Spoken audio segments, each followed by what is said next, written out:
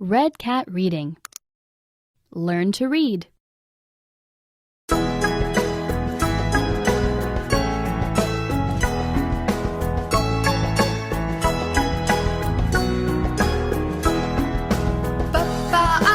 પપ્પા આંગળી તમે ક્યાં છો?